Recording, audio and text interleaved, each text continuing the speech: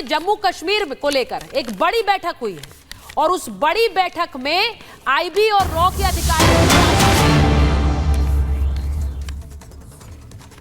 जो बड़ी बैठक हुई है उसमें आईबी और रॉ के अधिकारी भी शामिल हुए हैं। और इसीलिए सवाल यह है मेजर जनरल सिन्हा कि ये जो जम्मू में हो रहा है उसे लेकर आपको लग रहा है कि एक बड़ा ऑपरेशन, उसका प्लान पूरी तरह तैयार कर लिया, आर्मी चीफ ने अफसरों के साथ बैठक की है?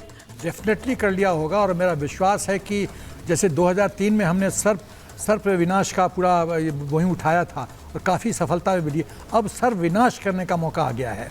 देखिए जम्मू में प्रॉब्लम यह है कि जो फॉरेस्ट इतना डेंस है और माउंटेन से घिरा हुआ है कि आपको 10 गज पे भी अगला कहाँ कौन बंदा खड़ा है आपको दिखाई नहीं पड़ेगा। तो आप कैसे हर एक इंच को तो आप सिक्योर कर नहीं सकते, उसी का आतंकी फ़ायदा उठाते हैं, इन्फिल्ट्रेट करके आ जाते हैं। यहाँ जम्मू में OGW हैं और ओवरग्राउंड वर्कर्स हैं, अंडरग्राउंड वर्कर्स हैं, स्लीपर सेल्स है, वो सपोर्ट करते हैं, इंटेलिजेंस इनपुट देते हैं, खाना देते हैं, रात को शेल्टर देते हैं, आर्मी के बारे में इंटेलिजेंस इनपुट देते हैं उनको कि भागो वहाँ से आने वाली है फौज। तो सवाल ये है कि अब समय आ गया है कि हमको काउंटर ऑफेंसिव करना पड़ेगा और जो ट्रुप डेंसिटी है, ट्रुप सोल्जर टू ग्राउंड जो डेंसिटी है उसको बढ़ाने की जरूरत पड़ेगी। इसीलिए सरकार 3000 ट्रुप्स वहाँ एडिशनल ट्रुप्स भेजी है और 500 स्पेशल कमांडो भेजी है। लेकिन मेरा कहने का मतलब यह है कि कोई ना कोई जो आतंकी आता है कहीं ना कहीं तो उसका फर्म बेस है, आर्मी में उसको हम लोग फर्म बेस बोलते हैं, या लॉन्च पैड है। वो फर्म बेस कहाँ है, कैसे उसको लोकेट किया जाए, कैसे बर्बाद किया जाए, प्रश्न ये उठता है। क्योंकि एवरी इंच ऑफ ग्राउंड आप सिक्योर नहीं कर सकते हैं और हर एक जगह ये आतंकी नहीं हो सकते। इनका एक कुछ फेवरेट प्लेस जो बैठक हुई है उसमें सीआरपीएफ बीएसएफ के डीजी भी मौजूद रहे हैं। मैं इसीलिए बार बार कह रही हूं कि एक इलाज बहुत जरूरी है सभी फोर्सेस का। सिनर्जी नहीं होगा। I have lot of respect for general Sinha, बड़ा ब्रिलियंट रिकॉर्ड रहा है इनका इंडियन आर्मी में, and I respect the army, I respect the general in person. हमने बहुत डिबेट्स इकट्ठे करी हैं सर। 2019 में भी हम और आप एक ही डिबेट में थे जब 370 को हटाया गया था।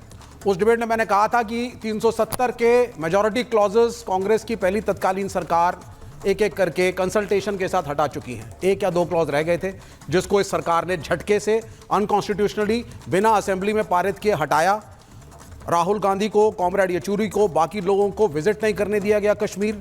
ये नारा लगाया गया things will normalize in 3 months sir, और आपने गारंटी दी थी उस वक्त। लेकिन आज कश्मीर नॉर्मल नहीं है। क्या आज भी जनरल सिन्हा कहेंगे कि 370 हटाना सही था या गलत? नहीं, पर कश्मीर, अच्छा एक मिनट, इसमें क्लैरिफिकेशन जरूरी है। वो गिमिक जो मोदी सरकार ने किया था, क्या उसके बाद आप आतंकवाद को रोक पाए? कश्मीर और जम्मू में भी एक डिफरेंस है, वो भी जरा बताइए, क्योंकि हमने कश्मीर में ये नहीं हो रहा है, ये जम्मू में हो रहा है। एक बार कर्नल सिंह एक बार सर, आप ही ने शुरुआत करी थी कि जो मुद्दा है उस पर रहेंगे। 370 आज का मुद्दा नहीं है। मैं आपके साथ कभी भी डिस्कस कर लूंगा, कोई प्रॉब्लम नहीं है मुझे, लेकिन फिर भी हमें सुचारिता के प्रोग्राम के हिसाब से जरूर चलना चाहिए।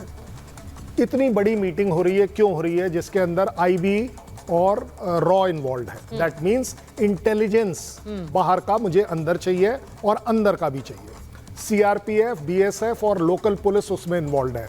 दैट मीन्स सिटीज के इंटरनल सिचुएशन को हमने स्टेबलाइज रखना है, तभी तो जाकर आर्मी जो भी ऑपरेशन करेगी कर पाएगी। हम देखिए चीज़ों को मिलाने की कोशिश करिए, फैलाने की नहीं। मिलने वाली बात यह है इस समय कि जम्मू रीजन अपने आप में कश्मीर रीजन से बिल्कुल अलग है। पहली बात, एक पूरी की पूरी रेंज बीच में आती है। आप देख रहे हैं पिछले 1, 1.5, 2 साल में, और काफ़ी टाइम हो गया अब तो मैं कहूँगा कि बारामूला आतंक फ्री हुआ, उसमें फिर से आ भी गया, कोई बड़ी बात नहीं है, बट हुआ। काफ़ी हद तक 5 डिस्ट्रिक्ट जो ज्यादा अफेक्टेड थी वैली के अंदर, उसमें कुछ हद तक स्टेबलाइजेशन आया। उस वजह से आपने देखा कि अब वहां पर हमने थोड़ा ट्रुप्स डेंसिटी कम करी। यही सिचुएशन हुई थी जम्मू रीजन में जब हम वहां थे 90s में, कि चीजों को ठीक किया गया, हैंडओवर हुआ, और अब आप देख रहे हैं उसका रिसर्जेंस हो रहा है। क्यों हो रहा है? यह भी एक अपने आप में बहुत बड़ी बात है कि टेररिस्ट एक डायरेक्ट लिंक में पाकिस्तान के साथ है। और सर, मैं आपका सवाल पूछने से पहले आंसर करूंगा कि हम पाकिस्तान को फिर से क्यों ले आए।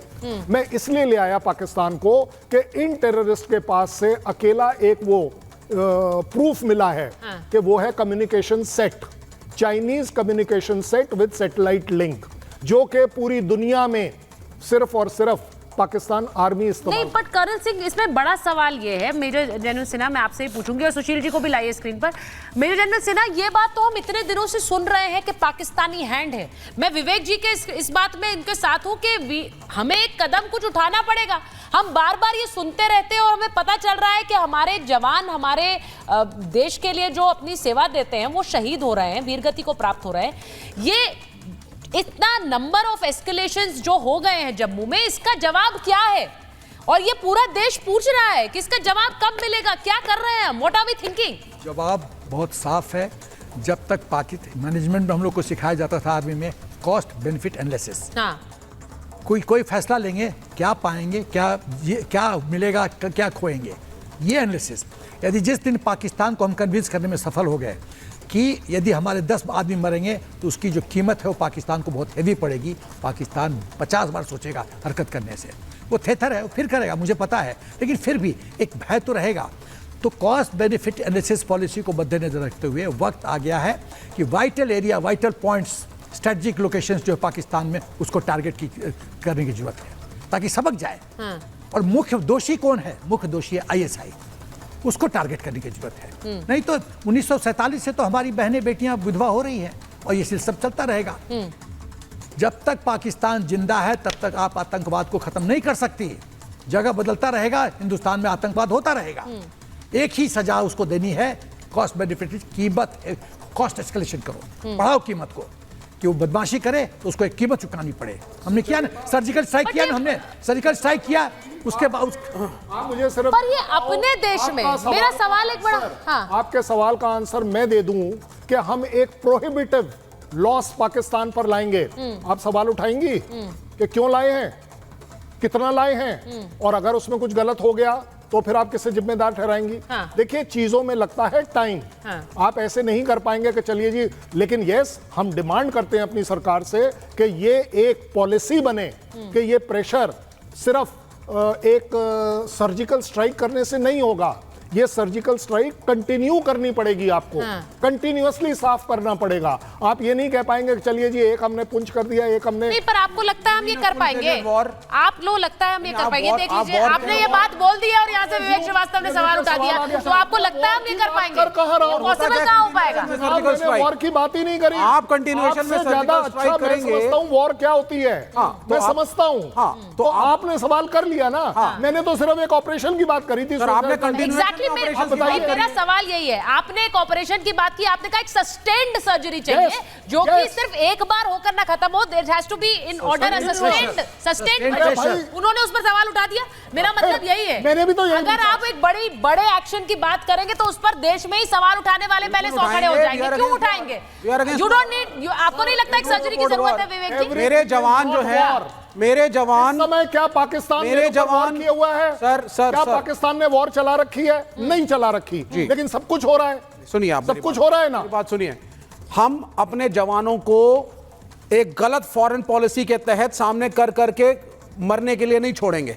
The army and the jawans ये आपने सियासी ये प्रीशियस है सर, ये प्रीशियस है सर। सर आपकी नेपाल से नहीं बनती। सर सुन लीजिए एक मिनट, आपकी नेपाल से नहीं बनती, आज भूटान से नहीं बन रही, army Maldives have gone the China way. आदमी जब जाता है, इस कंधे पे क्या वो जाता है, ये आपने कभी जिंदगी में सोचा भी नहीं होगा। आपको फॉरेन पॉलिसी ज्यादा क्वेश्चन करनी चाहिए मुझसे। मैंने ये बैकिंग दिस गवर्नमेंट, वो आपकी प्रॉब्लम है। मेरे talks have failed with everyone. कर मुझे वॉर की डेफिनेशन प्लीज मत बताइए।